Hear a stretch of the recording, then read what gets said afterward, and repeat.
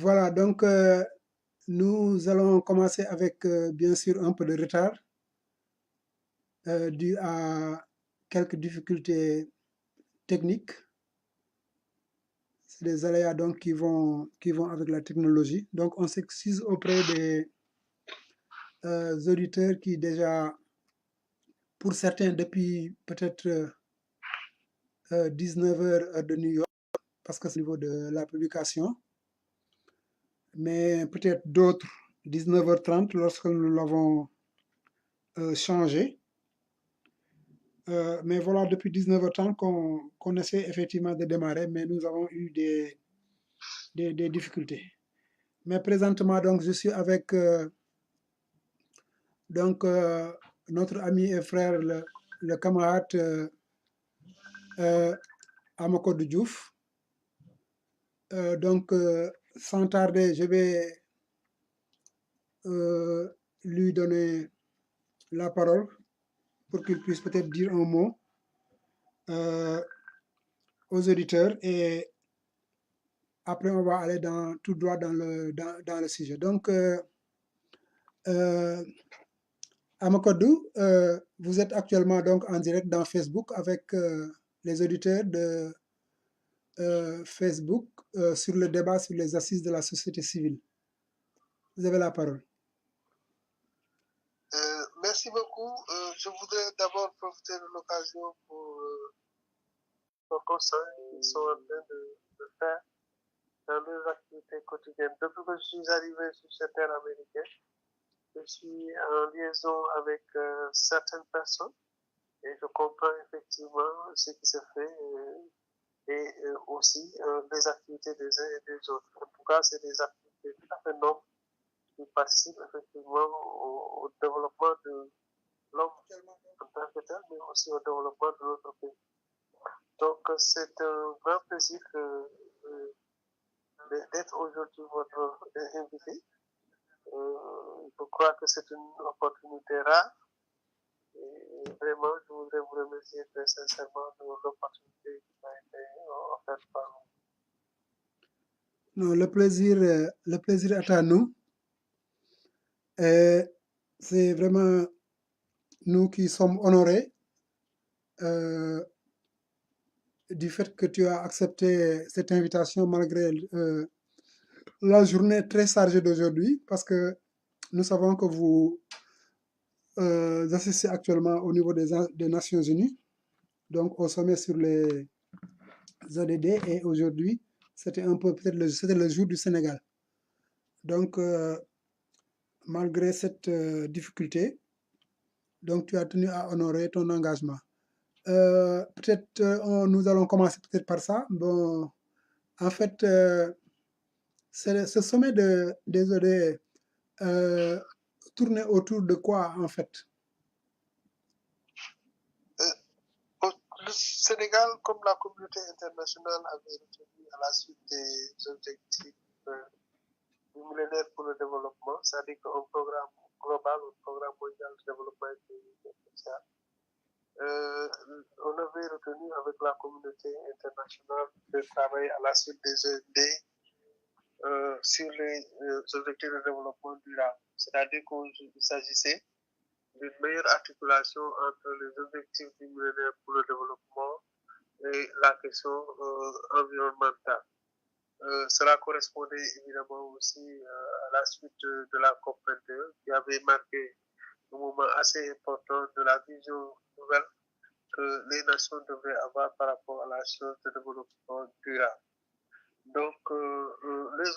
objectifs de développement durable et la communauté internationale l'ayant retenu comme un principe de gouvernance majeur dans le développement économique et social de nos pays, appelé à ce que chaque pays puisse effectivement appliquer à son niveau les principes directeurs de ces ODD à travers des indicateurs qu'on avait établis. Aujourd'hui, on est à 17 ODD. La communauté internationale, à travers le système des Nations Unies, avait aussi retenu le principe qu'il fallait que les pays volontaires qui voudraient annuellement présenter l'évolution de la mise en œuvre de ces objectifs de développement durable,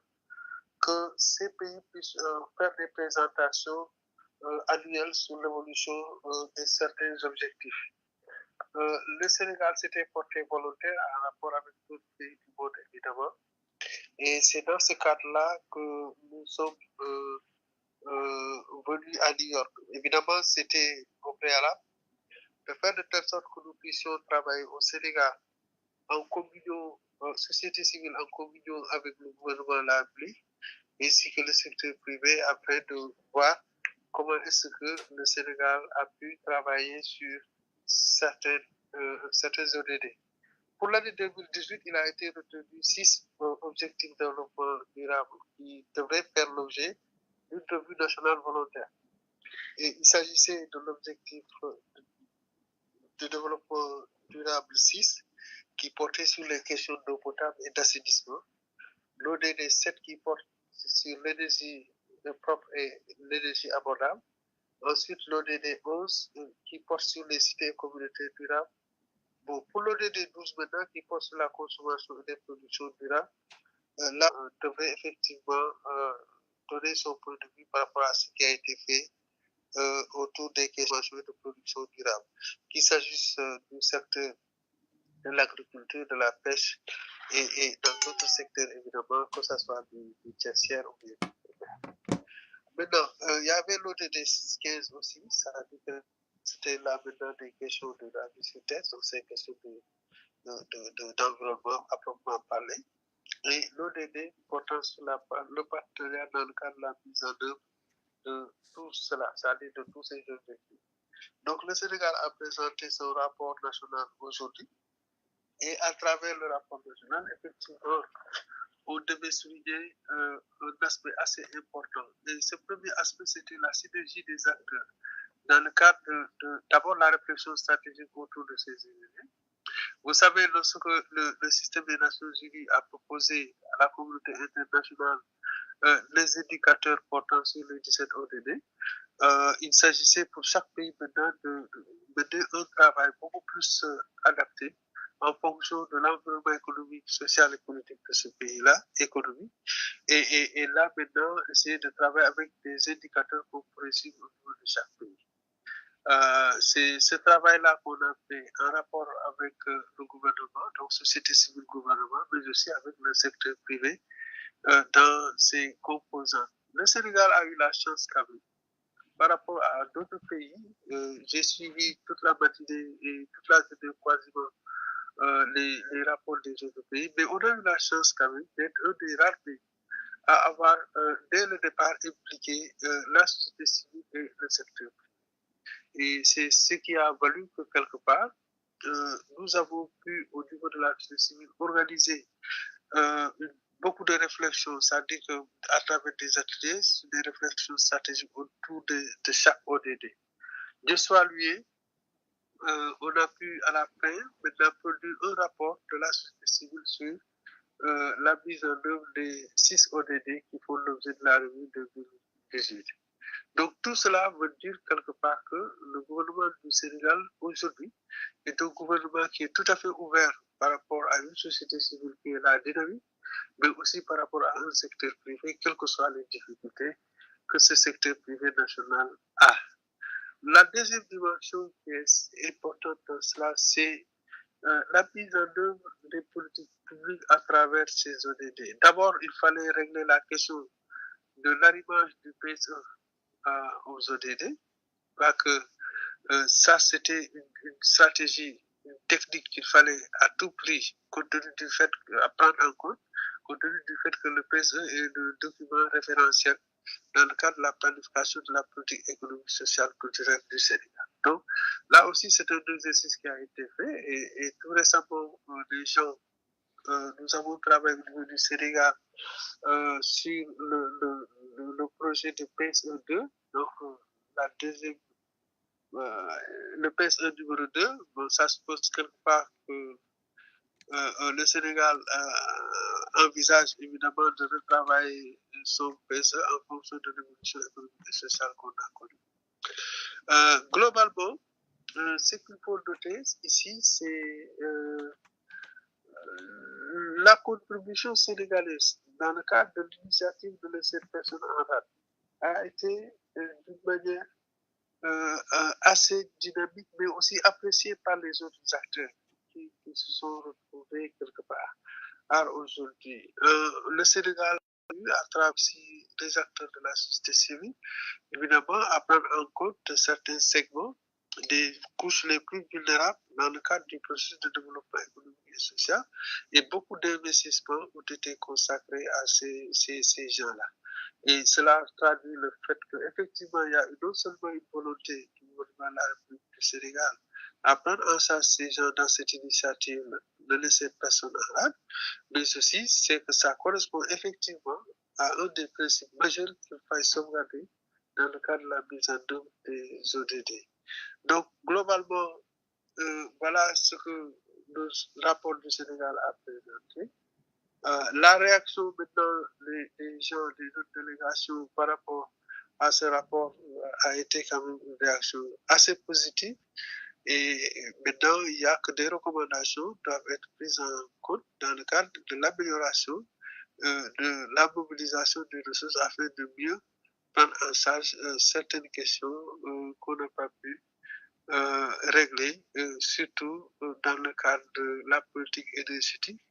quels que soient les efforts qui sont consentis par le gouvernement à travers le mix énergétique, mais aussi au niveau du secteur de l'eau potable et de l'assainissement. Je crois qu'il y a des améliorations qui sont à faire et les recommandations indiquent qu'il serait bon, évidemment, de travailler davantage à mieux maîtriser la consommation d'eau potable au niveau du Sénégal, à Dakar plus particulièrement, mais aussi au niveau des autres villes et villages du pays. Donc, globalement, c'est ça l'esprit des ODD, c'est ça l'esprit des ODD traduit en pratique, traduit en termes de politique publique menée, à mener,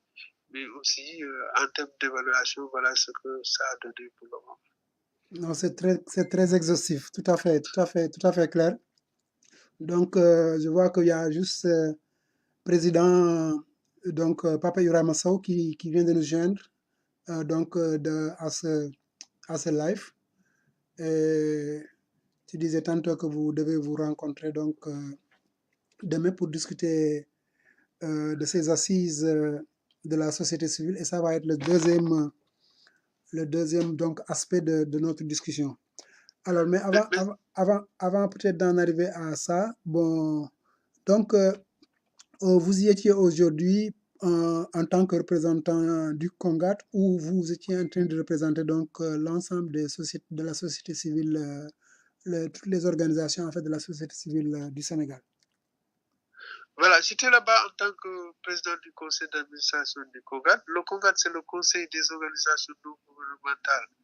d'appui au développement qui regroupe 178 organisations non gouvernementales, internationales et nationales. C'est-à-dire qu'aujourd'hui, c'est la coalition la plus forte quand même au Sénégal dans le secteur non gouvernemental, donc des organisations non gouvernementales, mais aussi quelque part en termes de nombre de membres au niveau de la société civile. Évidemment,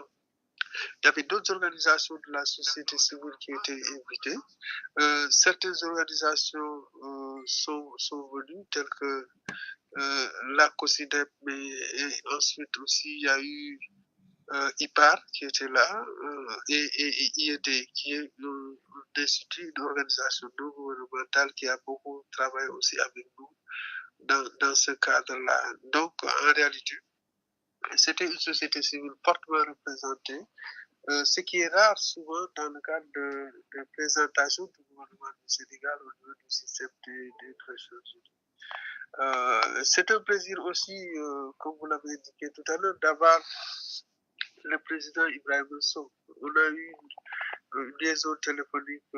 tantôt. Malheureusement, je crois que le réseau n'était pas assez bon et malheureusement ça s'est interrompu. Mais on s'est donné rendez-vous en principe demain et je suis à son entière disposition pour pouvoir effectivement partager avec lui donner toutes les informations utiles par rapport à ces projets d'organisation des assises nationales de la société civile du Sénégal, un élément qui est une première en Afrique. Et j'ai eu la chance de faire plusieurs pays africains. J'ai eu la chance d'être membre du conseil d'administration d'organisations africaines et sous-régionales, Afrique de l'Ouest et du Centre. Donc, je sais combien la société civile africaine est impliquée dans certains processus, mais aussi je sais comment est-ce que au niveau pays, cette société civile se manifeste. Donc, je crois que le Sénégal aura l'honneur pour la première fois d'avoir organisé ces assises-là. Et je crois que ça sera un moment extrêmement important pour nous, à l'intérieur du Sénégal comme à l'extérieur du Sénégal. Je veux dire,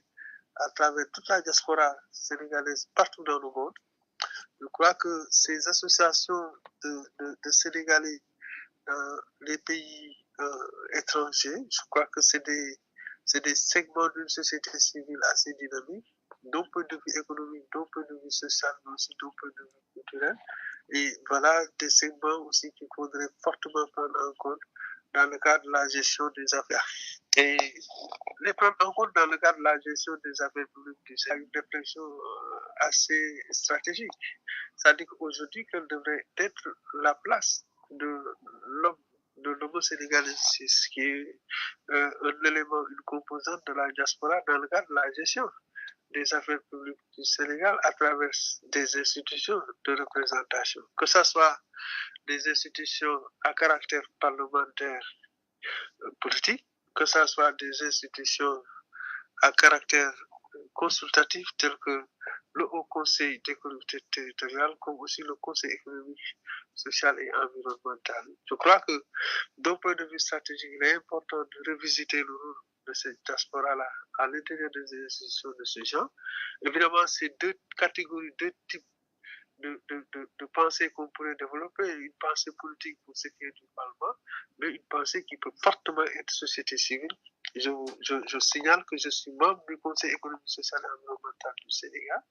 et au niveau du Haut Conseil des collectivités territoriales aussi, on a une représentation évidemment de la société civile. Donc, la représentation de la diaspora à travers ces institutions, je crois que c'est un élément stratégique clé qui mérite une réflexion assez poussée. Et justement, c'est ça, c'est le cadre que vous offre les assises de la société civile. Et nous pensons que c'est un moment important qui permettra effectivement à cette diaspora, dans sa manifestation société civile, de pouvoir donner un diagnostic clair par rapport à la situation que cette diaspora vit, mais que tous les Sénégalais vivent, comme les autres régions du Sénégal le feront. Parce qu'à partir du 31 de ce mois-là, nous démarrons les ateliers d'information et de sensibilisation sur les assises à partir de la région de Thiès. Donc, oui, après Thiès, c'est toutes les 14 régions du Sénégal. Donc là, je pense qu'au niveau de la diaspora aussi, ça peut être une bonne opportunité de partager les thèmes de référence le projet de thème de référence de ces assises-là. Ça peut être une très grande chance pour les gens de la diaspora aussi d'analyser, de lire, d'exploiter ces termes de référence et de faire des propositions. Évidemment, c'est un projet de termes de référence. Ça a été consolidé pour une première fois au niveau de Dakar, mais aussi le processus de consultation au niveau des régions autour de ces termes de référence-là va suivre. Donc, au niveau de la diaspora aussi, ça devrait être effectivement un moment assez important à prendre en compte. En tout cas, nous pensons qu'à travers les assises nationales de la société civile, la diaspora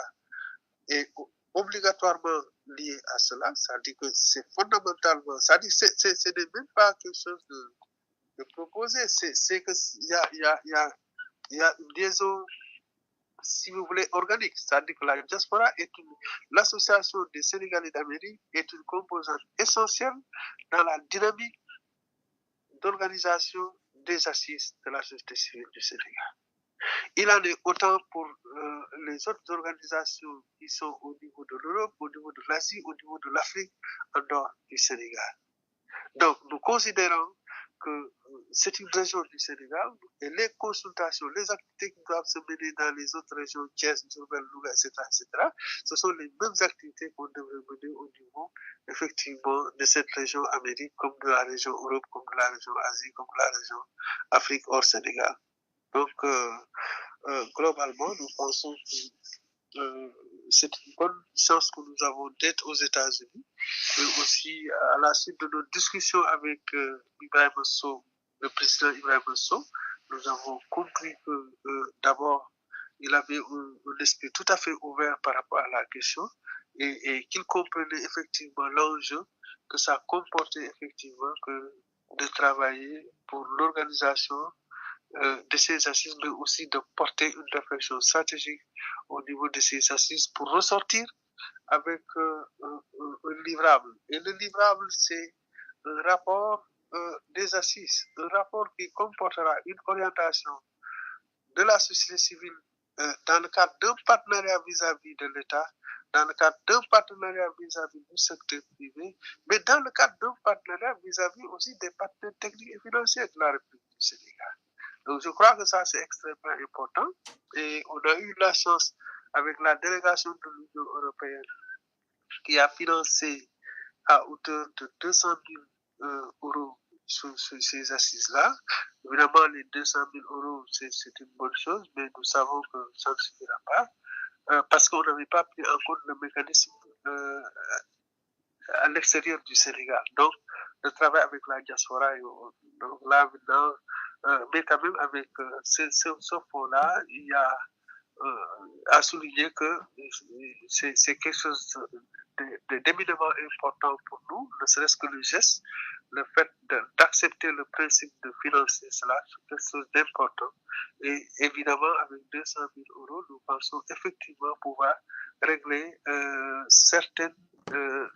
éléments du processus d'organisation des assises, à savoir les ateliers régionaux, les concertations au niveau régional, pour aller vers l'atelier national de la session plénière des assises qui mettra fin à ce processus-là. C'est un processus qui va durer 1 à 2 mois, ça peut même aller jusqu'à 3 mois évidemment, mais nous pensons qu'effectivement, il y a eu le soutien de certains partenaires techniques et financiers, moralement et financièrement. Donc, voilà en définitive ce que nous visons à travers l'organisation des assises nationales de la société civile. Voilà, très clair, très clair. Bon, voilà, donc on va essayer peut-être de revenir un peu sur ce que c'est que exactement pour peut-être suñu mbokk yi nga xam ne duñu mën a comprendre développement bi en si kàllaama nasaraan ñu mën leen xëy na tënkal rek tuuti lan mooy assise de la société civile parce que effectivement yàgg nañ di dégg ay assises au Sénégal bon mais dafa mel ne c'est pour la première fois que société civile sénégalaise jóg ne dafay organiser ay assises alors donc xam naa loolu mën nañ si wax tuuti motivation bi ak assises yi techniquement nan lay tëddee nan lay commencer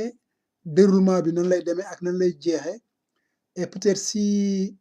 njeextal émission bi dinañ mën a wax lan la ñuy xaar si participation diaspora bi par exemple bu ñu toogee jàpp ne tey comme ni ñu ko waxtaanee nii mu leer suñu bopp lan moo si war a nekk ñun suñu taxawaay donc fii ak ñuy jëm si assises yi parce que assises yi ay jéego la ñuy yóbbu si assises yi donc ay étapes de préparation la alors donc loolu je crois que dina am solo peut-être ñu leeral ko tuuti pour nit ñi mais ma gis rek bi ma doon gëstu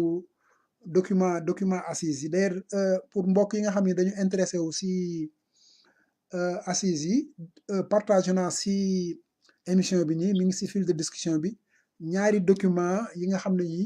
moom mooy les documents de base des assises muy donc terme de référence yi dugal naa ko donc nit ñi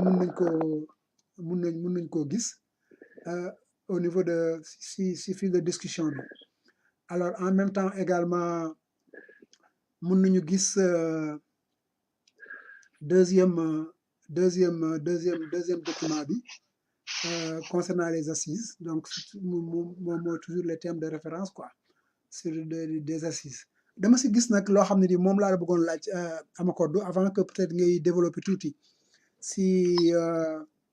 si li ma yëkkati nii tuuti pour mbokk yi nga xam ne seen dégg-dégg dina gën a yomb si olof bon di wax ne aussi bu ñu paree si introduction exposé laa war a wax sax Amakodou mbokk yi nga xam ne am na lu ñu bëgg a laaj mën nañ ko laaj ku su nekk nag mën nga wax si kàllaama bi la jubu. Les gens peuvent parler en français, ils peuvent parler en wolof, ils peuvent parler dans leur langue également. Bon, de toute façon, on pourra toujours trouver peut-être une solution pour se faire comprendre, quitte à faire une traduction. Donc, émission bi tëjuñu ko si français tëjuñu ko si wolof aussi dañu bëgg rek waxtaan pour que bu ñu fi jógee ñu xam assises yi ñuy wax ne moom mooy nekk les assises de la société civile lan la ak lan moo tax mu jóg. Donc may wax ne bi ma liiree document yi dama gis foo leen wax ne que en tirant les leçons alors de la contribution des organisations de la société civile si ngeen décider def ay assises avant loolu d'ailleurs expliqué neen actuellement fii Sénégal toll en matière de politique économique en parlant un peu du plan Sénégal émergent mais dafa mel ne yéen da ngeen bëgg a taxaw xoolaat tuuti seen maanaam nan ngeen di dugale seen loxo si réflexion développement comme loolu moo tax Kongar jot donc leçon yooyu ngay wax bon de quoi il s'agit, quelles sont les leçons qu'il fallait tirer bon et dafa mel ne donc avant contribution bi doon société civile wala démarche bi société civile amoon pour jéem a accompagner nos gouvernants dans le cadre de la politique économique démarche yooyu baaxul woon moo tax ngeen ne da ngeen di romp pour dugg def en fait ay assises de la société civile. jërëjëf Idrissa maa ngi rafetlu aussi possibilité bi nga xam ne moom nga offrir auditeurs yi mën nañ wax effectivement suñu kaalaama mën nañ wax wolof mën nañ wax séeréer amaana nag affaire alpulaar moom bu fekkente ne am na xam naa ne président Sow mën na ko traduire mais li ma bëgg a wax rek mooy li tax ñu jóg maanaam lu waral assise société civile bi mooy xam nga société civile dafa yàgg ci àddina société civile du leneen lu dul ay nit ñoo xam ne dañoo boolo di dox koom di dox affaire caada bi mais di dox aussi pour rek lu tax réew mi jëm kanam mais bi yoon nag mbootaay moomu du mbootaayu politique du mbootaay boo xam ne def parti politique moo ko tax a jóg mbaa jël nguur gi moo ko tax a jóg déedéet beneen façon gu kuréel la comme boo jëlee tey Sénégal mën nañ wax ne lu ëpp 100,000 organisation wala association société civile ñu nga fa jële ko keroog maa ngi ci waxtaan ak waa Géejawaay jële ko ci tontine yi gis nga kuréelu jigéen yooyu nga xam ne ñoom ñoo ne ci quartier di liggéey wàllu koom ñooñu aussi ci société civile lañ bokk gis nga que muy association imam ak ulema yi ñoom aussi ci société civile lañ bokk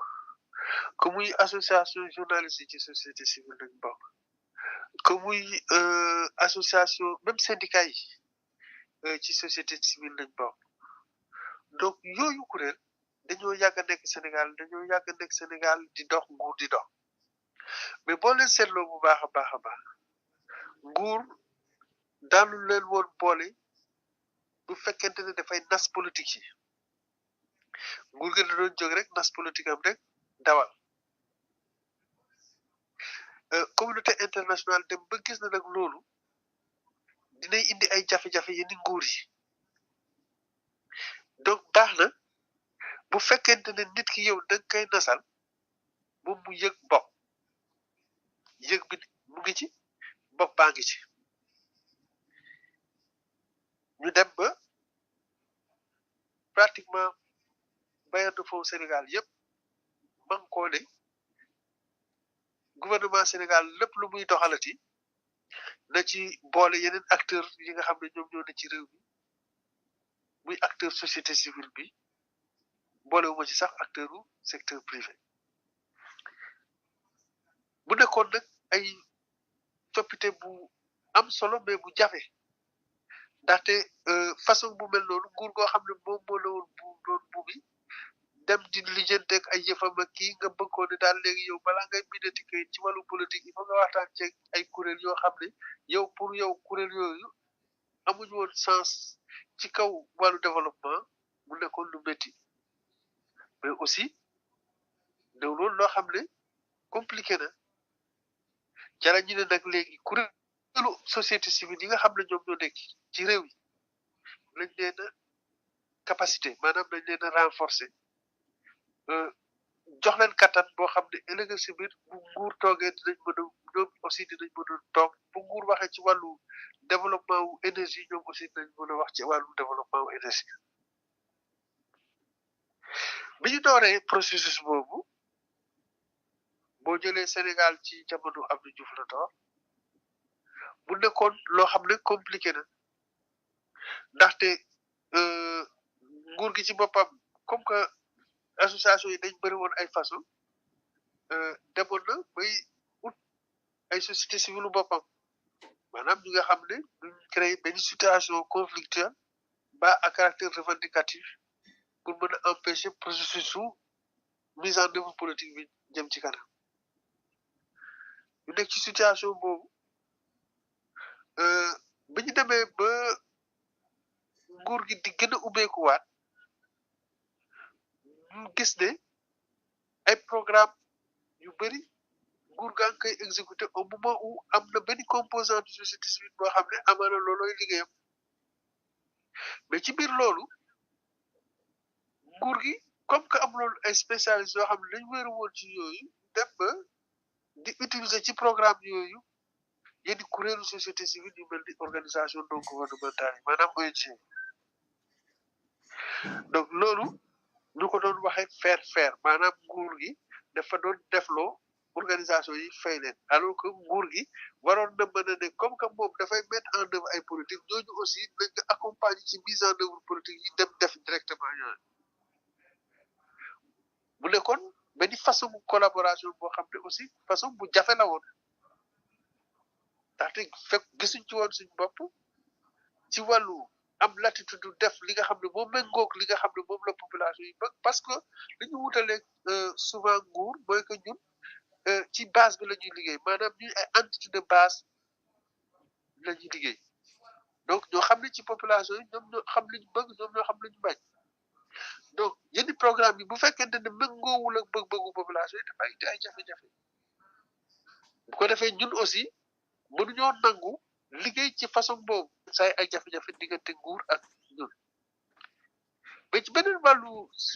problème bi moo nekkoon tey bu nguur gi doon bind politique comme ni mu koy defee ren ci jamono yi léegi ñu ne ñu ngi def PSE biñ koy laata def ci groupe restreint bi nga xam ne moom moo commencé woon di développer initiative bi ci lañ bokkoon ba noonu mu jur PSE bi tey yaatu ak yaatuwaayam donc foofu mosula am Sénégal ou bien daal woon am ba avant PSE ci jamono planification économie Sénégal dañu doon def ay consultation mais niñ ko doon defee aussi foofu moo newul ñëw ne bon voilà ko gat loo leen xalaat ci lii ak lii ak lii ñu wax ñu bind yëbu mais forcément du woon loo xam ne dañ koy dugal ci kayit bi kayitu plan national bi bu pare que mu ci plan bi que mu ci leneen donc foofu aussi suñ participation dañ ko limité woon donc loolu yëpp boo ko jëlee ak leneen ñu ne lii nii bu fekkente ne dafa woy nii lii duñu dimbale ñun société civile ñu mën a nekk ay acteurs véritables du développement économique et social au Sénégal donc nañ changer façon bi nag mooy leçon yooyu mooy nañu toogaat càmbar xoolaat suñu bopp ñun ñooy kan ñun ñan lañ war a àndal ñun ñan lañ warut a àndal ñun ana nan lañ mën a def ba ci koom-koomu Sénégal ñun ñu mën cee apporter lu substantiel ana lan mooy suñu limite ana fan lañ war a teg tànk ana fan lañ warul a teg tànk donc introspection donc jafe-jafe yooyu ñu gisoon yëpp pour mën a affirmer wu en tant que entité acteur de développement économique et social ba doon limité moom lañ ne léegi leçon yooyu yëpp boo ko tiré tey bu fekkente ne dañ bëgg participer convenablement ci effort développement économique def suñu action liñ mën bu ñu yàpp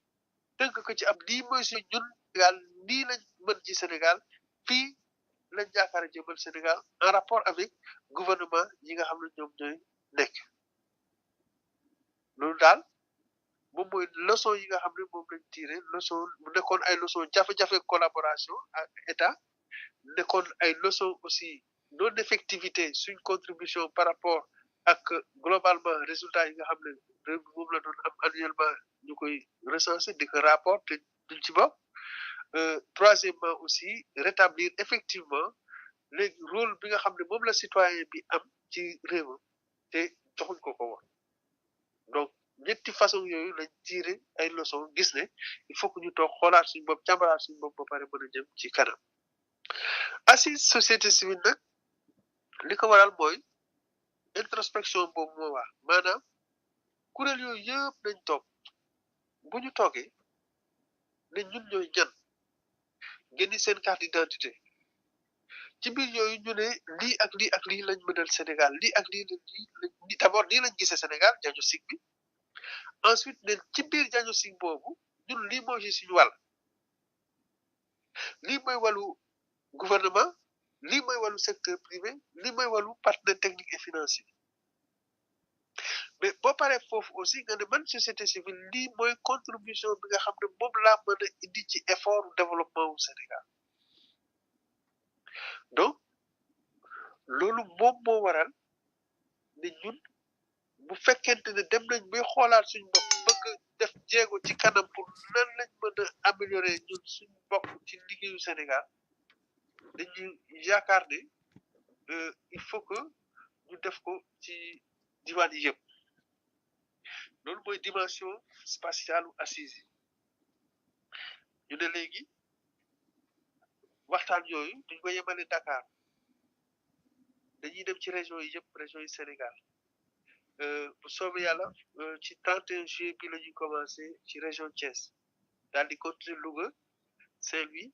Matam daal di ñëw ci région intérieure doog a dem ci région sud yi donc région bu nekk nañ toog waxtaan mais bi ñu laata def loolu dañ bind ab kayit ne ñun waa COGAT ak yeneen organisation société civile yi nga xam ne ñoom ñoo lëkkaloo woon ak ñun ana nan la ñuy gisee assises yi ana nan lañ koy defee ana fu ñu jëm donc ay termes de référence ñu ne kayit boobu nga xam ne moom la ñu bind te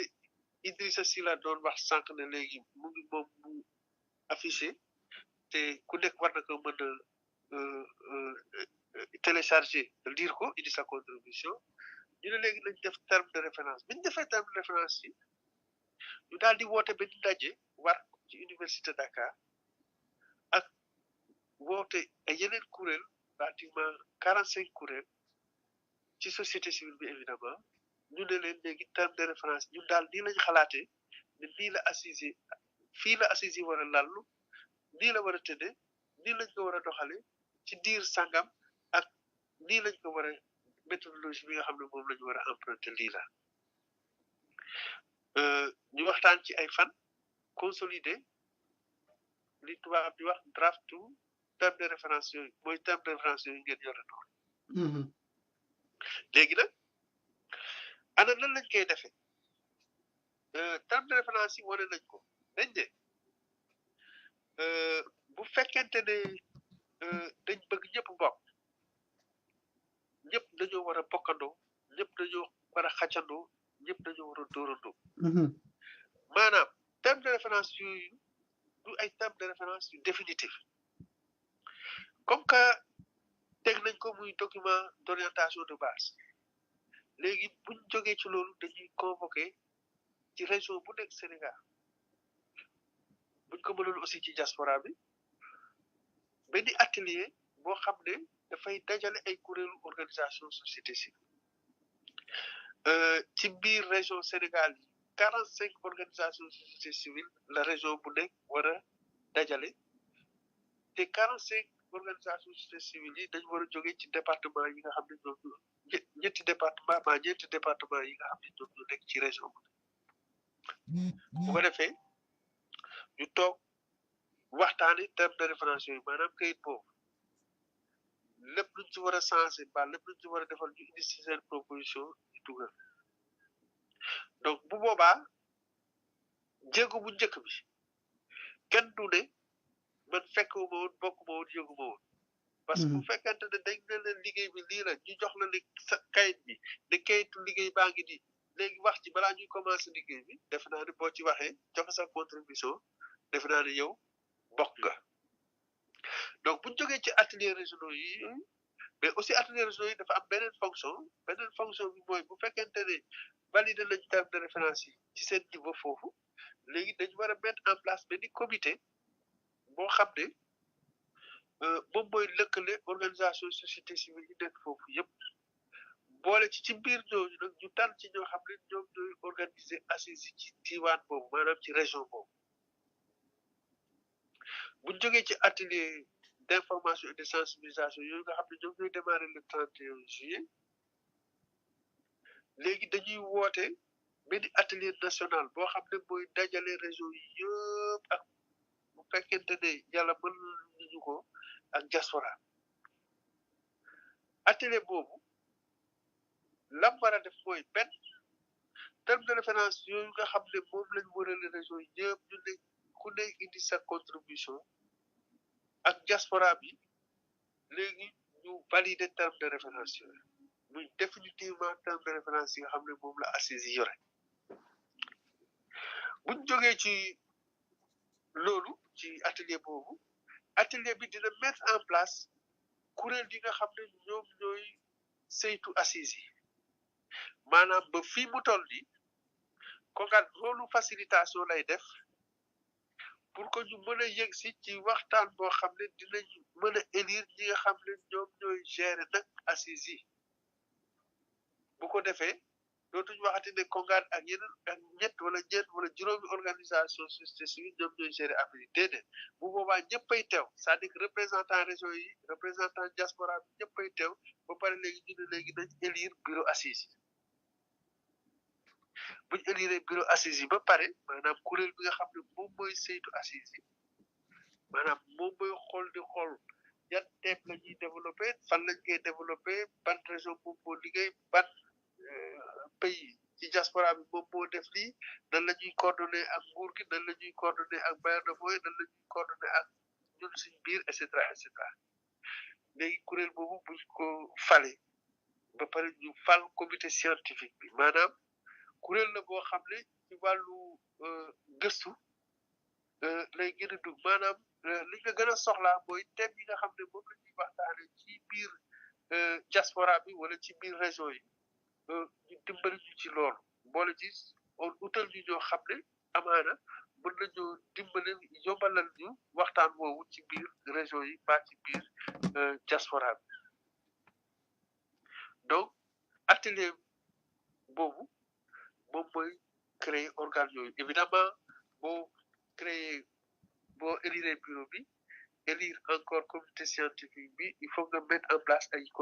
commission yooyu bu boobaa effectivement la ñuy déterminer ana nan la ñuy toll atelier boobu nag bu paree nit ñi dañu war a delluwaat ci seen diwaan pendant 1 mois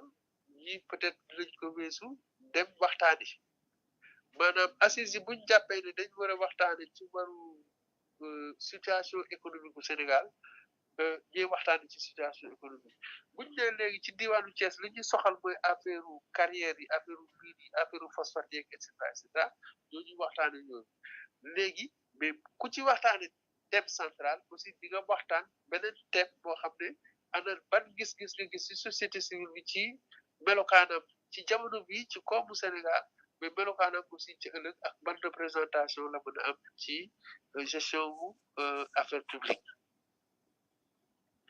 bu ko defee ñooñu région bu nekk def rapport am diaspora bi def rapport am après un mois et demi peut-être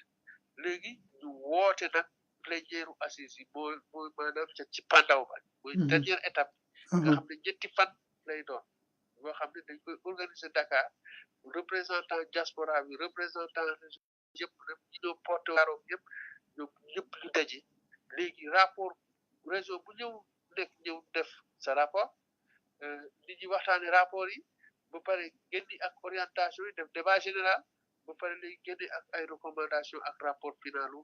assise nationale société civile du Sénégal lii mooy étape yi. très bien loolu leer na étape yi leer na déjà bi ma lay déglu ngay daaneel sentiment bi ma am déjà tàmbali ko si li nga jëkkoon a wax si maanaam li nekk si kuréel yoo xam ne yi mën nañ jàpp ne société civile ëmb na ko siis yi parce que ville koy xaw a réere mbir société civile la mu ëmb ñu bari mënuñ xaloo mel nii am pour que nit ñi mun koo xam wax nga sànq aussi jàppale bi nga xam ne bi ak ni si communauté internationale bi dugalee loxoom pour assises yooyu mën a am si anam yu am solo maanaam du nekk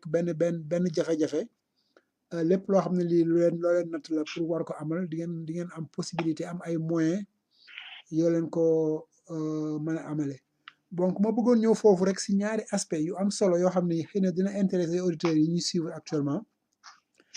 benn bi mooy boo xoolee mbir mi day mel ne mënuma ko tudde xëy na ak kujje entre société civile ak le reste de la société plus particulièrement maanaam la classe politique xëy na du ñu benn comme ni nga ko waxee société civile deful politique parti politique la ñoom dañuy def politique dañu am projet de société loolu la ñuy teg ci loxo nit ñi loolu la ñuy ànd ak nit ñi bon société civile beneen jëmukaay la am beneen doxalin aussi la am mais boo gisee ma waxu kujje maanaam assises yi comme ni ma ko dégg nga wax ko dafa mel ne bu jaaree yoon fi ngeen ko natt yëpp mu yegg fa dina constituer maanaam dina nekk jéego bu rëy boo xam ne bii mën naa jàpp ne société sénégalaise dina ko def si wàllu xalaat lan moo war suñu réew kanam day fekk ne souvent nit ñi dañuy am ak taay si affaire parti politique yi que dañuy jóg pour seen intérêt bopp rek mais xëy na du ñëpp la réew mi soxal bien que dañ koy wax di ko mbubboo aussi bon loolu mais société civile nag dafa mel ne boo xoolee sax yenn organisation yi nga xam ne ñu ngi si biir te ñoom leen intéressé mooy les consommateurs di saytu seeni difficulté par rapport aux produits di saytu aussi la qualité bon loolu yëpp mi ngi si biir société civile donc ma gis rek si li ngay développé noonu ba daaneel li mu nar a indi ak li mu nar a ëmb ba nar ko en fait sorti si conclusion assises yooyu je crois que njëriñ loolu am na solo et je pense que acteurs yi yéen ñi nga xam ne yéen a ko sooke yi nekk si di si liggéey gis ngeen loolu mais dafa mel ne ba tey xëy na du Sénégalais yëpp ñoo koy mën a gisee mu leer noonu seen bopp mais man loolu dafa mel ne loolu laa yëg si sa waxtaan wi nga teg alors ragaloo benn yoon que ku maanaam côté maanaam politique yi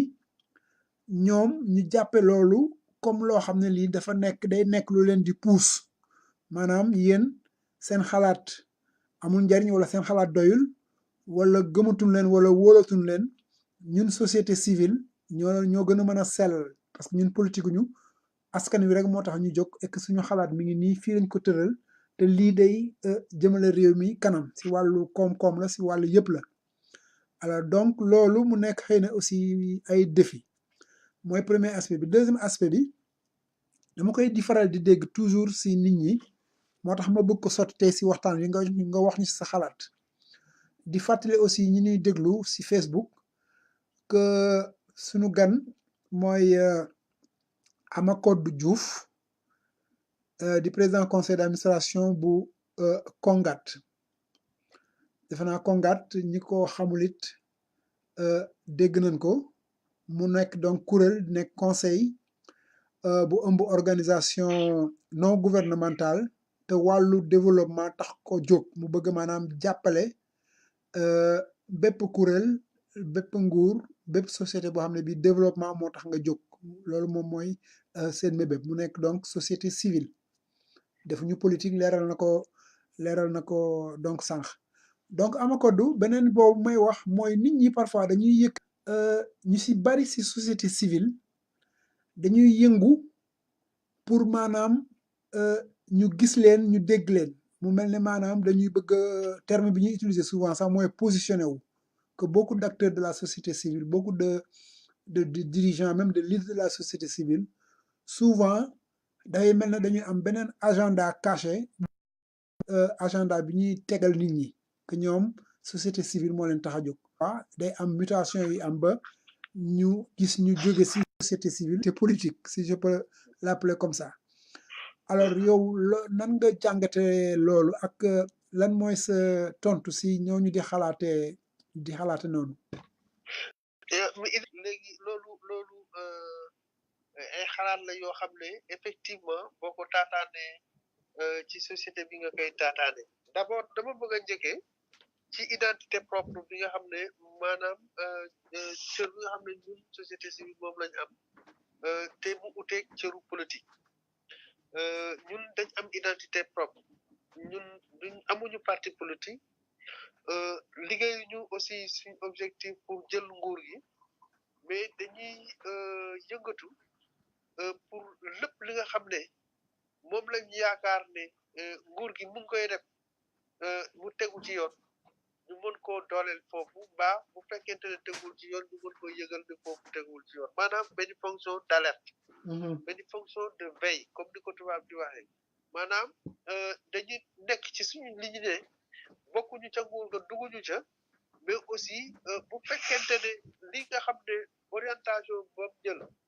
méngoowul ak orientation bi nga xam ne moom moo mën a dimbale askan wi ñu jóg wax ko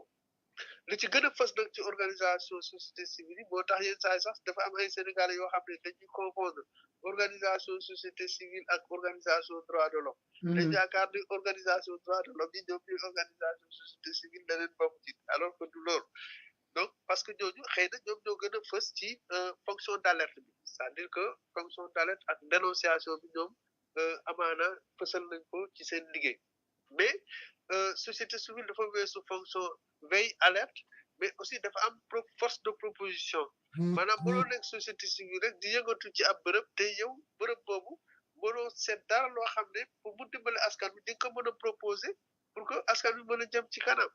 donc suñ identité loolu la ute naag parti politique yi nga xam ne ñoom dañoo xeex pouvoir quelle que soit forme yi nga xam ne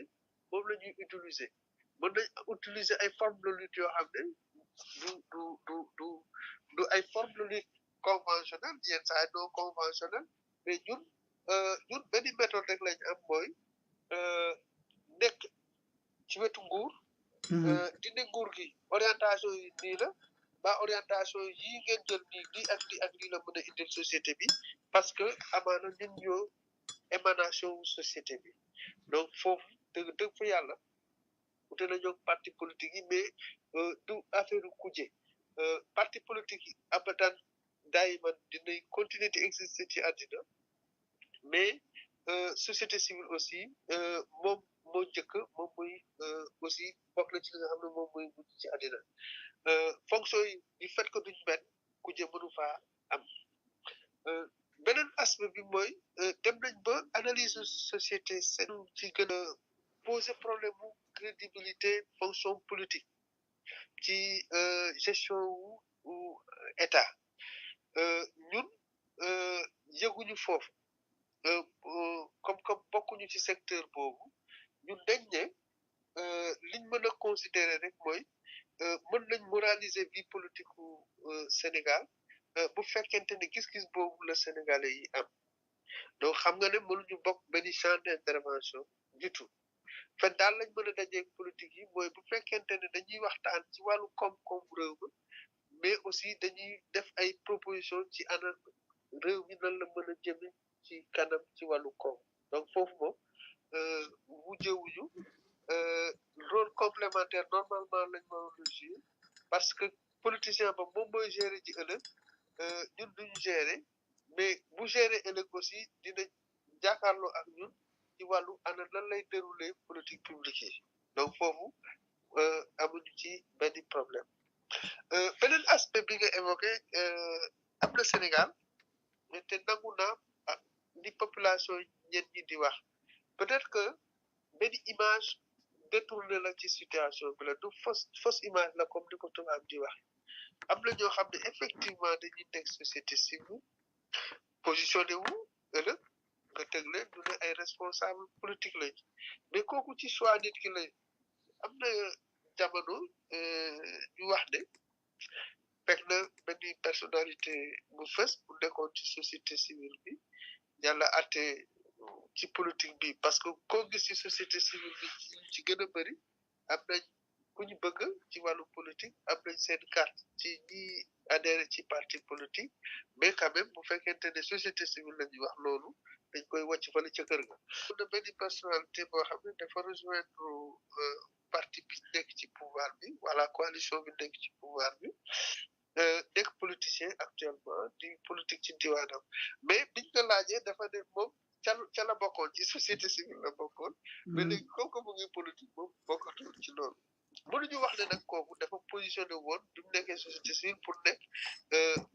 benn kilifa ci biir dëkk bi déedéet mais li wóor te wóor mooy bu fekkente ne société civile entre guillemets bu normal dafa war a wéeru ci kaw ne moom politique tax koo jóg moom la ko tax a jóg mooy mu jouer benn fonction de veille maanaam ci ana nan la nguur gi di defaree lan moo ko war a yëkkati mooy mu am force proposition c'est-à-dire que nekk société civile nekkul ne yow ngay dénoncer rek baa ngay critiquer rek il faut que nga am aussi kattan ak leer boo xam ne di nga mën a def ay proposition yoo xam ne dina améliorer loolu ngay critiquer ba dina améliorer loolu nga xam ne réorienté wu par rapport ak direction bi mu jël donc Sénégal nag ci société civile bi aussi bëri nañ te façon yu bëri la amaana ñoo xam ne xëy na bu ñuy ñëw ci biir looloo leen yëkkati woon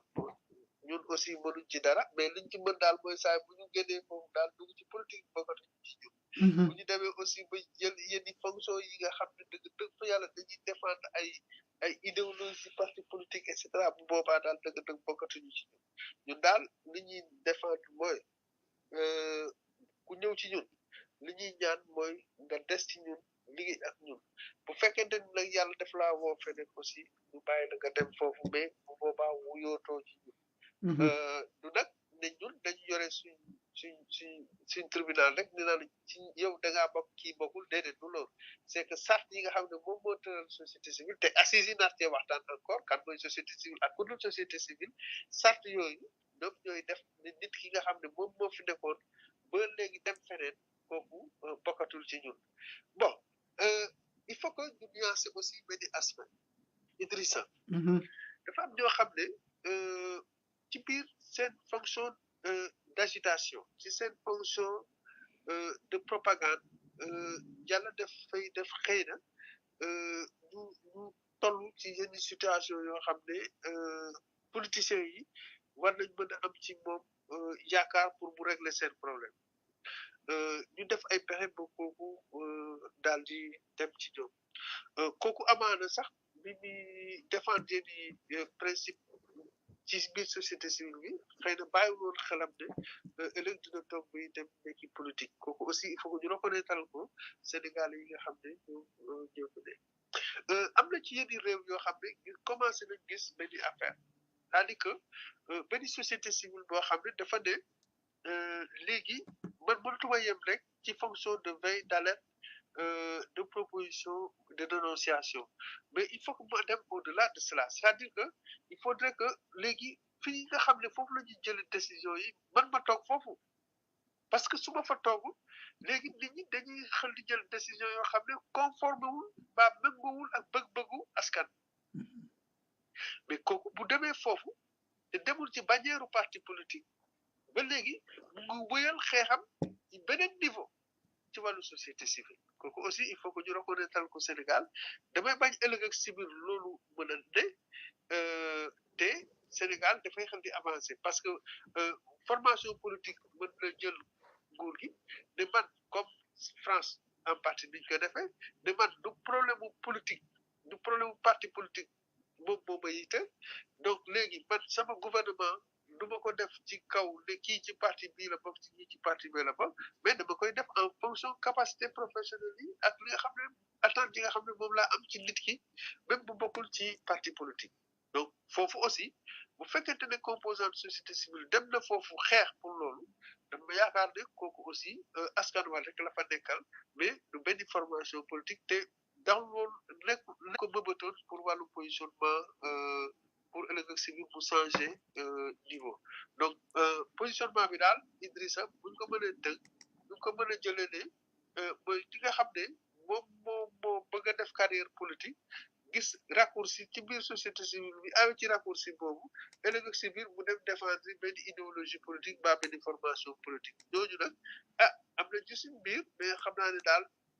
néew nañ mais aussi buñ ko defee aussi c'est parce que dañ xamul ne lan leen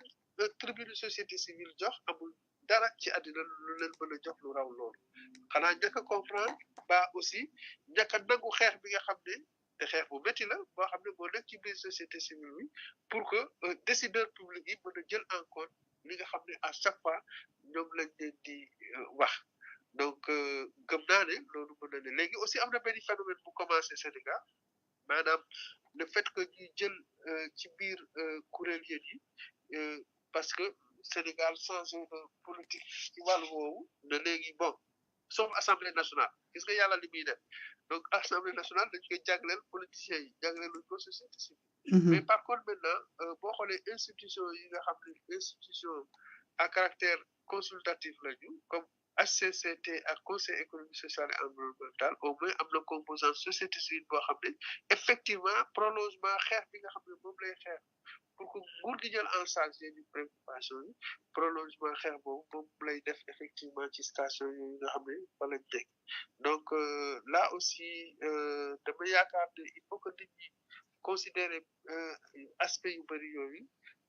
kooku dafa nekk ci structure dëkk ba na mel ci wàllu acteurs yi nga xam ne ñoom ñooy taxaw jóg pour Sénégal développé wu ku ci nag a waxtoom mais aussi mutation yi nga xam ne ñoom ñooy am ci nit ki maanaam nit ki changement yi nga xam ne ñoom ñooy am ci moom ci xeex bi nga xam ne moom lay xeex pour que xëy na réew mi jëm ci kanam lu ci ne lu nekk mën na ko cee fekk mais dañ yaakaar ne en tout cas des société civile bonul mën na jàppale mais aussi ñu ngi dem ci àddina boo xam ne nguur yi kenn mënatu la taxaw wax ne par force comme ñi koy composé ay membre parti politique rek la ñuy doon mën na doon aussi ay membre société civile te bu boobaa du loolu dara lu dul prolongement xeex bi nga xam ne moom la doon xeex fale donc indi loolu daal moom mooy li nga xam ne man moom laa ci xalaat façon bu nekk nag vivre nañ ko ci société civile bi ci cas yooyu nga wax yëpp mais bu ci nekk ak façon am moo tax muy benn élément bu complexe benn analyse bu complexe la mu ngi dépendre ci ay facteurs ay paramètres yu bëri parce que def naa 28 ans ci biir dispositif société civile Sénégal donc am na ci lu ma dund am na ci loo xam ne fekkee naa mais aussi ci biir société civile àddina bi aussi yàlla may na ma jiital ay kuréel ci biir àddina bi yoo xam ne ci wàllu société civile la te façon yu bëri ñu ko ci gis mais li wóor te wóor daal mooy quand société civile quand la boo xam ne lu bëri ngi ci te liggéey bi nga xam ne nit ki amaana moom lay liggéey ci parti politique bi bu ko liggéeyoon ci biir société civile bi xëy na mu gën a performé wu en tout cas waxul ñun ñoo gën a performant déet mais quand même ñun suñu liggéey dëgg fa yàlla dañ ko teg ci gëm suñu orientation gëm ne aussi di moo mën a dimbale askan wi mais di taataane ci askan wi aussi di porter askan wi duñu porter di ñu soutenir aussi ci li nga xam ne moom la ñuy def amaana nag ca politique ba noonu la mais peut-être que mën na doon safaan ba aussi mais en tout cas dañ gëm ne tey société civile nekk nag loo xam ne lu ñu war a mën a naatal le Sénégal lu ñu war a mën a dëgëral le Sénégal parce que avant lii société civile moo doon actionné te yaakaar nañ ne am nañ doole am nañ ay personnes ressources am nañ ay borom xam-xam yoo xam ne politique ñu tey bu dugguñu ci formation politique askan bi rek lañ fi nekkale boo leen dajalee loolu nekk na richesse au Sénégal te ci loolu la ñuy daw ci loolu la ñuy góorgóorlu nguur gi aussi baaxul à chaque fois moom bu gis koo xam ne dafay ne toujours baax na fii gonga li nga def ni baax na du def génn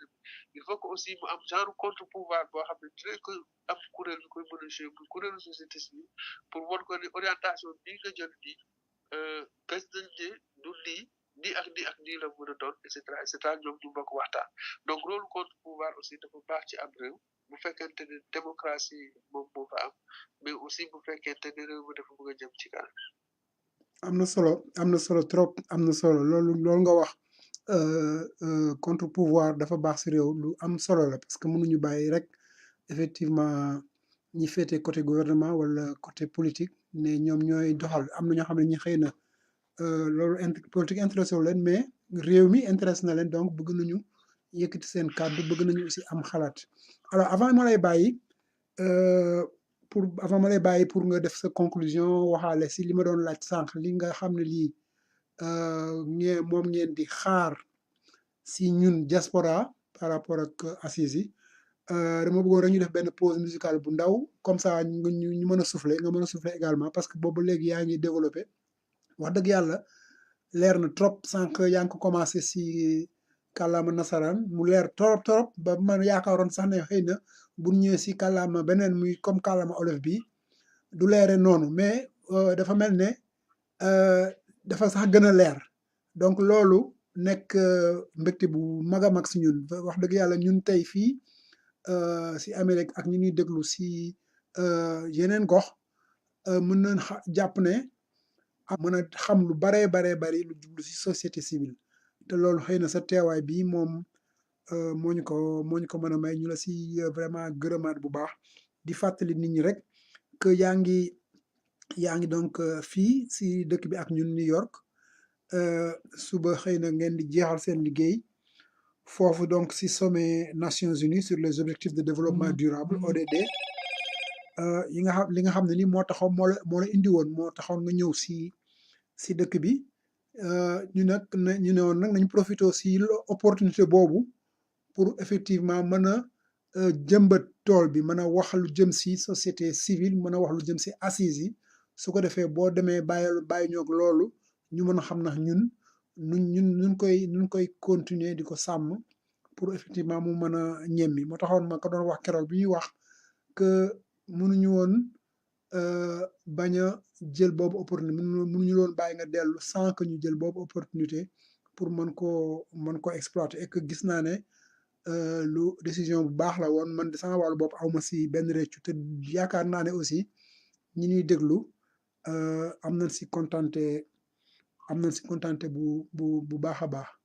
donc ñu def pause musicale bu ndaw rek diggante bi aussi bu dee am lu ñu bëgg a laaj fàttali naa leen ne mën nañu woote si WhatsApp bi dugal naa sama numéro si en message wax ne fàttali leen ko muy 1-347 967 94 képp koo xam ne ki am nga loo bëgg a laaj ama code mun nga woote nga laaj ko képp koo xam ne aussi dafa am loo bëgg a wax si waxtaan mu nekk lu mel ne contribution nga wala sa xalaat mën nga woote nga wax sa xalaat bu ñu paree pause musicale bi après bu ñu fa jógee nag ñu dem si conclusion yi waxtaan bi pour xëy na mën laa libérer parce que xam nañ ne suba aussi journée bu chargé moo lay xaar parce que si nga war a daje ak kuréelu sénégalais yi nekk fii pour daje ak seeni njiit particulièrement le président Pape Ibrahima Sow te xam nañ ne aussi war nga dem ba Staten Island am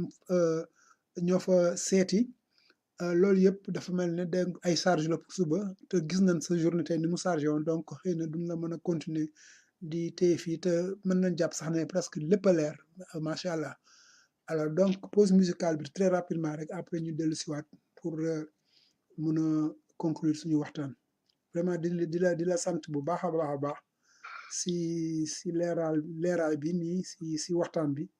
mais surtout si opportunité bi ñu may. jërëjëf.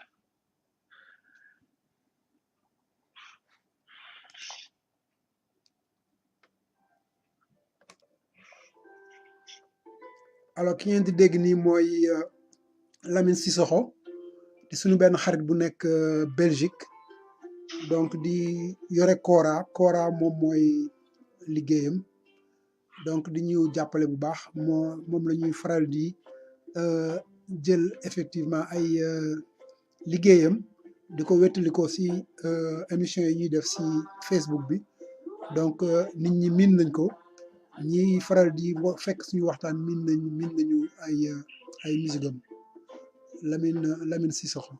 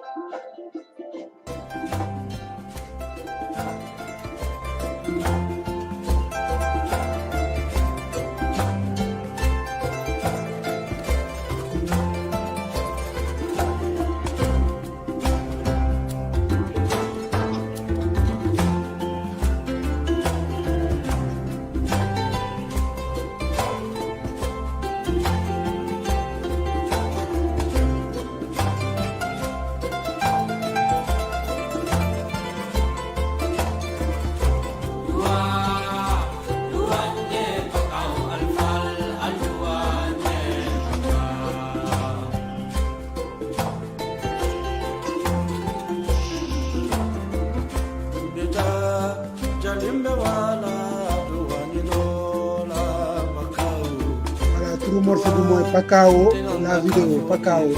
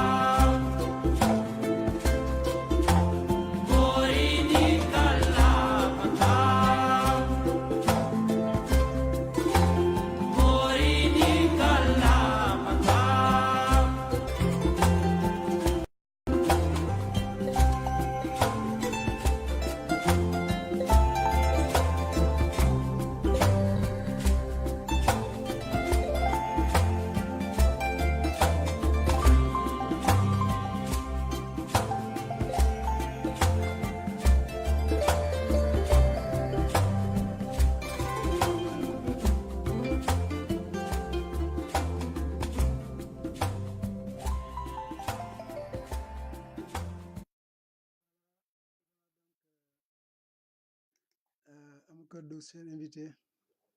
ak ñi ñuy déglu léegi loolu la fi mu nekk ni donc gisaguñu benn réaction si nit ñi dafa mel ne dañoo am satisfaction totale par rapport ak waxtaan bi donc lu ñuy def rek mooy jéem la bàyyi comme ça nga dem vers les conclusions ñu mën a donc lal ferenkulaayu waxtaan wi jéem ko effectivement laal li mën a dem seen activité aussi nga mën a noppale ko donc loolu la ñu seet rek fi mu ne nii bi ñu jébalee xalaat yu fi ñu jébalee mu am solo très rapidement rek lan ngay yow ak sa organisation lan ngeen di xaar si diaspora bi moo xam fii la si États-Unis moo xam ñu nekk bitim yeneen réew yi nekk si àddina bi te di ñu déglu te suba aussi ñu war ñu déglu parce que incha allah bu subaa su ma xëyee danaa rediffuser waat émission bi pour ñi nga xam ne ñu guddee tax na ba mënuñu ko woon déglu bu ñu xëyee déglu ko donc mu nekk une diffusion beaucoup plus large nit ñi gën ko mën a donc yaakaar na ne dina gën a law te déjà partagé naa ko si boîte personnelle ou presque ñi nekk si panel bi yëpp au niveau de Facebook ñëpp au fur et à mesure yi nga doon wax donc maa ngi ko doon tasaare de telle sorte que fi mu ne nii mën nañ jàpp ne waxtaan wi dina yegg fi ñu ko bëggoon a yeggalee mais du tere bu subaa dinañ ko rediffuser waat pour nit ñi gën si mën a jot durant le jour donc ñu dem vers ces conclusions là. jërëjëf Idrissa dama bëggoon balaa may conclure ma remercier le bi nga xam ne pour communiquer ak les remercier aussi pour xale bu soob laa dina gis ak ñu Cissé yeneen bi ne bari ñoom Pape Fale naan su lañ tey malheureusement mais quand même ak sama yi ñoom dina yëgal rek ne li ñu xaar ci diaspora bi ñu ngi ko lal ci kaw importance bi nga xam ne moom la diaspora bi am ci wàllu développement Sénégal waxuñu rek ci wàllu koom-koom bi mais aussi ay sénégalais ay citoyens sénégalais yoo xam ne ñoom ñoo nekk ci yeneen réew nekk suñu ambassadeur ci réew yooyu porter suñu culture porter suñu lépp porter aussi maanaam patrimoine idéal u Sénégal te yàlla di leen di suturaal yenn saay ba yéen élément patrimoine matériel u Sénégal aussi ñu koy téye ci réew yooyu nga xam ne foofu lañ ne donc ay citoyens sénégalais à part entière lañ c'est-à-dire que c'est-à-dire que pas à part entière mais c'est des citoyens sénégalais entiers en entier mais aussi ñoo xam ne dañuy jouer benn fonction déterminante spécifiquement par rapport ak seen nekkin c'est-à-dire que fu ñu nekk noonu parce que lañ ñuy def fa ñu nekk sénégalais bi nekk jaxaw wala ñaaxar wala Koumpentoum mënu ko donc là aussi am nañu maanaam benn plus ci seen citoyenneté sénégalaise loolu laa bëggoon illustrer ba tax na li ñuy ñaan mooy ñoom seen contribution moo war a gën a fës suñ contribution ñun ñi nga xam ne ñun ñoo nekk ci intérieur du pays parce que yéen yàlla may na leen ngeen am expérience boo xam ne wute na ak expérience bi nga xam ne moom la ñuy vivre localement yàlla may na leen aussi ngeen gis ci wàllu koom ci wàllu développement loo xam ne am nit ñi dunduñu ko gisuñu ko donc seen contribution moom lañ gën a xaar de contribution yeneen région yi nga xam ne ñoom ñoo nekk ci biir Sénégal ba tax na ma koy bamtuwaat diaspora bi dafa c'est-à-dire que diaspora bi mënul a génn ci assise société civile c'est pas possible c'est-à-dire que diaspora bi dafa lié organiquement ci organisation assise société civile au Sénégal c'est-à-dire que tey bu assise société civile au Sénégal amee te diaspora bi bokk ci maanaam dinañ lu am solo ci cër bi nga xam ne moom la assise yi war a am ba tax na li ñuy séntu ci diaspora bi mooy benn terme de référence yi nga xam ne moom la ñuy wéyal diaspora bi am na ci lu mën a contribuer indi bu ñu yàlla may pour se organiser benn atelier d'information et de sensibilisation par rapport à assise wéer ko ci terme de référence yi ak installé benn comité préopératoire fii ci Amérique bu ñu ko yàlla mayul aussi nit ñi def ci yeneen région yi noonu la ñuy ñëw def fii incha donc ñu allah ngi xaar ci yéen léegi non seulement seen contribution ci terme de référence yi mais benn rencontre boo xam ne ñëpp dinañ mën a daje léegi càmbar terme de référence yi ba pare mettre en place benn comité boo xam ne moom mooy occupé wu ci gestion affaire assises yi fii ci Amérique ci yeneen diwaan yi ci diwaan yooyu ñu ne que muy Europe que muy Asie que muy feneen ñaareel bi ñu ñuy xaar ci yéen mooy ngeen mobiliser képp ki nga xam ne moom moo bokk ci association te muy personne ressource muy koo xam ne parce que ku ci nekk ci association membre boo gis ci association bi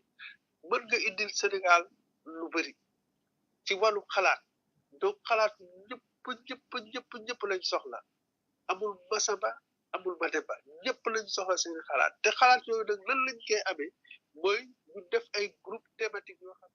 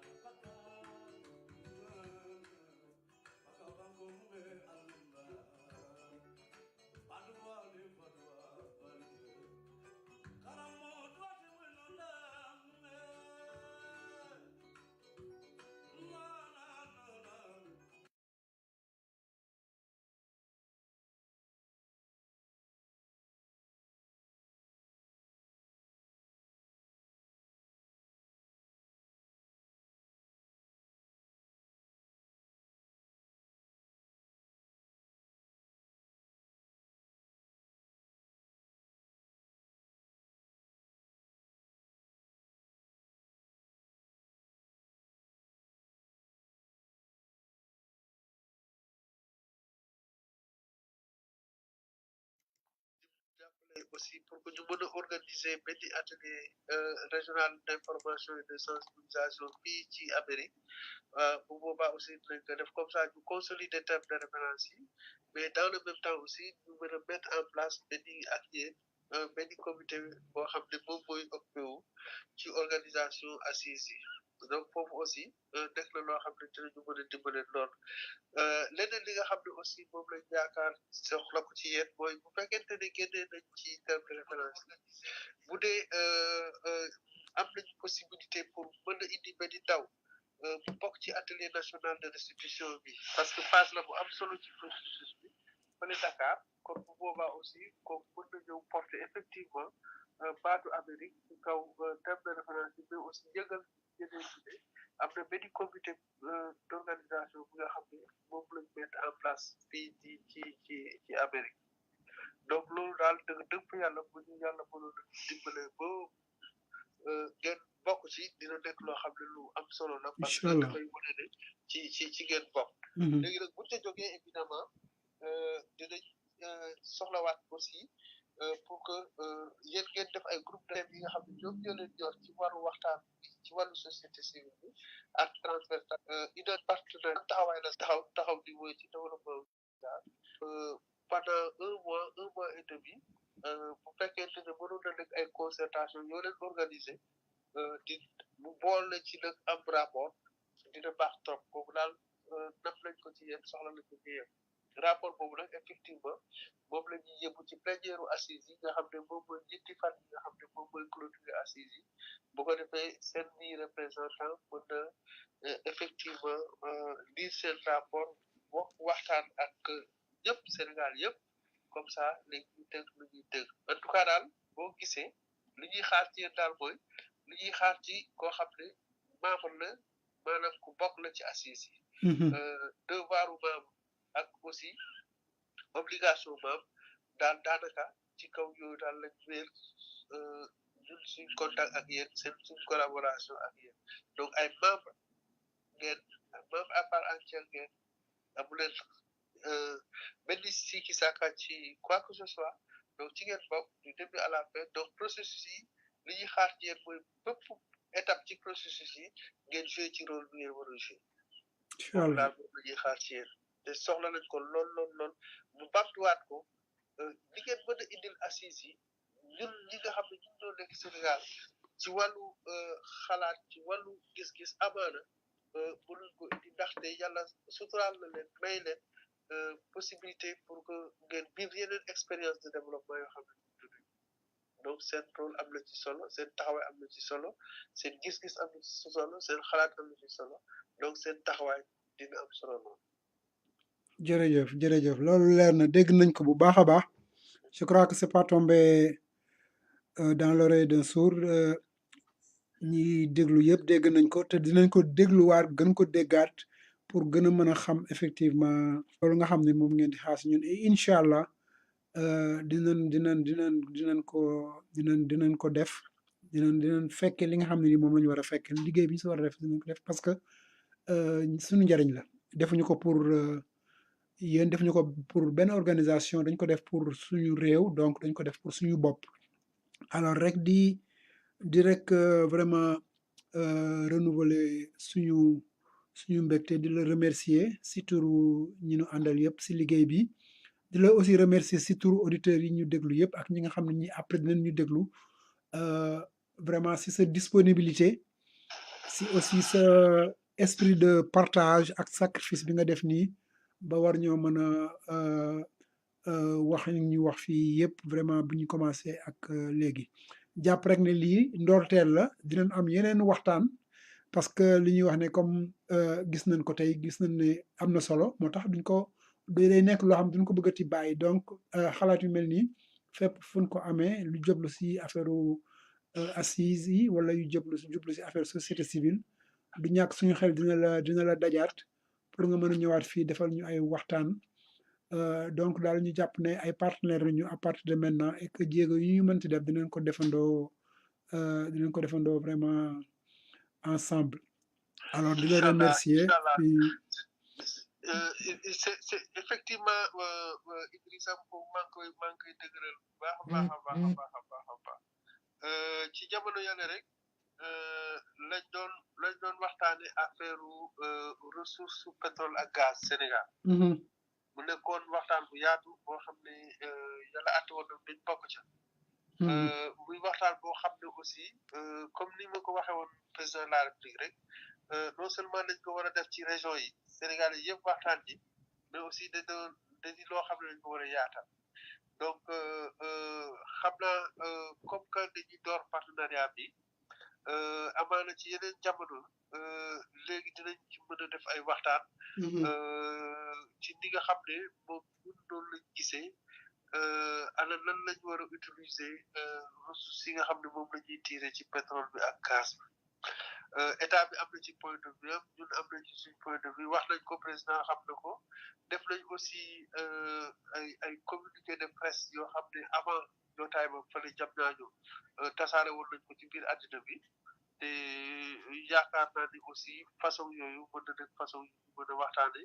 comme aussi ay yeneen façon yoo xam ne ñu nga fa tey ci biir réew mi ñu koy waxtaane te mu ñor leen yéen ngeen bokk ci ngeen war cee mën a joxe seen opinion war cee joxe aussi seen proposition ci wàllu orientation leneen ak leneen en tout cas vraiment Idrissa man maa leen war a gërëm sant leen ci opportunité bi ngeen ñu offrir mais aussi di leen wax ne à tout moment